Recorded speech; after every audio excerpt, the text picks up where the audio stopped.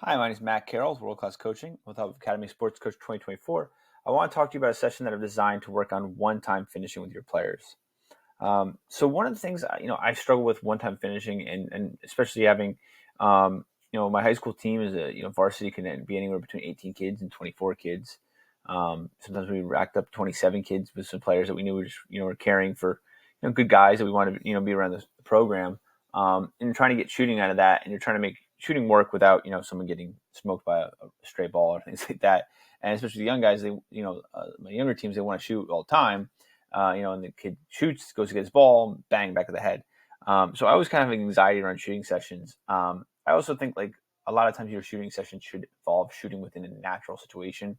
But we do have to. There is room for shooting within isolation and finding technique for shooting, and finding one-time finishing.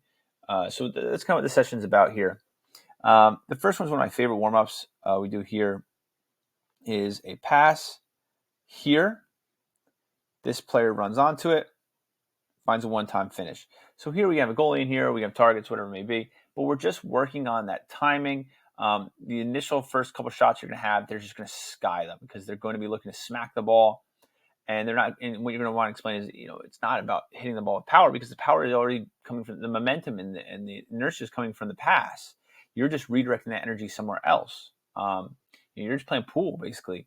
You don't have to smoke it, but it's going to hit. When your foot makes contact with the ball, the momentum is going to continue and it's going to have the power. So if you put a lot of power into it, you're overcharging that shot. It's going to go flying over and keeping their chest over because it's going to bounce and they're going to hit under the ball almost every single time. So it's a great way to kind of just run through this first round, recognize there's, what's going on because it's going to happen. And then you're going to explain to them. And every time I've done this drill, I've kind of seen the wheels turn. I've seen the click.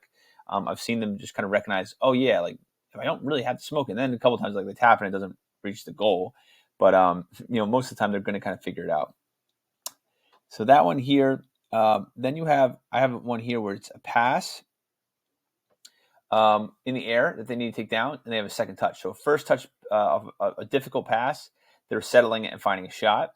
And then the same thing on this end. And then you just rotate it. So this one comes here, and the runner comes here.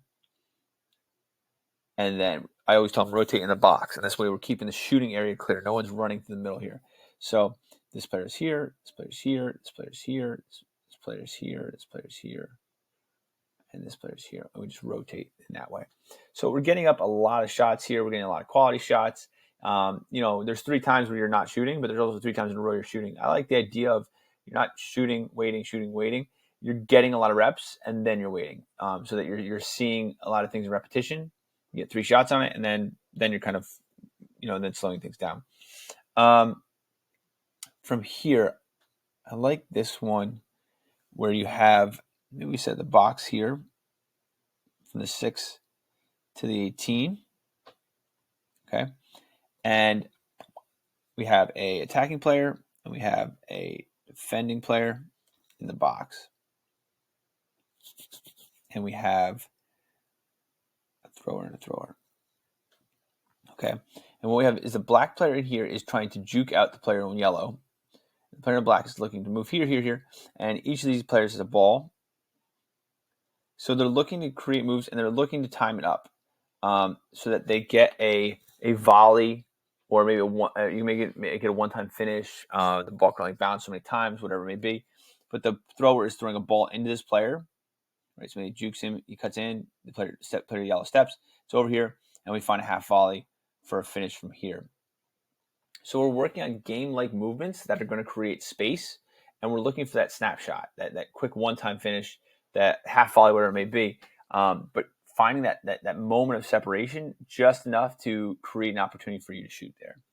And then maybe switch here, maybe a small goals here. Yellow becomes the attacking player, black becomes the defending player.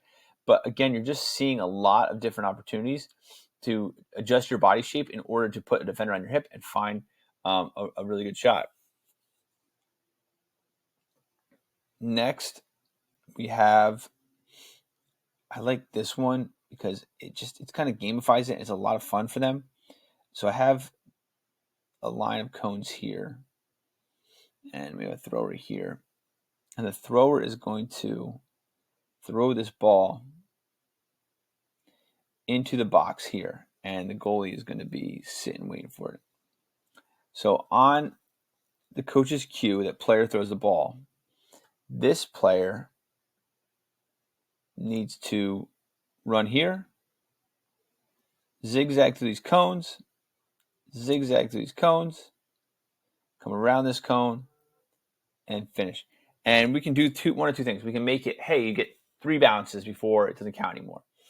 Or we can make it the fewer bounces that it takes, the more points you get. Whatever you want to do there. However you want to gamify it. But it's it's getting this player in a situation where they've made a run, a run that's probably a little tiring, a lot of movement, jostling for position, moving around, and then within that you then are going forward and trying to still find a finish, still try to control the ball, still go 1v1 with the keeper. We can even add it so if I could find defender here, that as soon as he touches the ball, a player then sprints out, or as soon as he maybe goes past the last cone, whatever. You kind of can amp it up and amp up the difficulty and create more situations in that one-time finishing, where we've done a lot of finishing in isolation. We've done a lot of finishing where they're just finding shots and working on technique. This, you're making it a little more game-like. You're putting a little more pressure on it, and you're upping the difficulty. And then from there, we'll do a continuous 1v1 shooting here, where we'll put a goal here, put a goal here. 2 guys here just to demo it.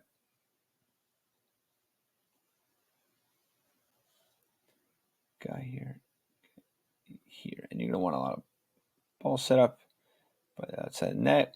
This is the thing that's always annoying. You tell them, stand away from the net, you should be over here, and then they all just stand on the post while kids are shooting 60-mile-per-hour shots in their face.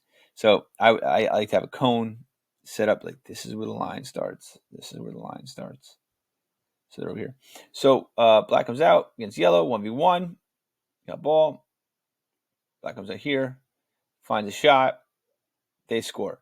Immediately, what then happens is, when we have colors like this, yellow would go to the end of this line, or they can if you just want to go back to the line they were in.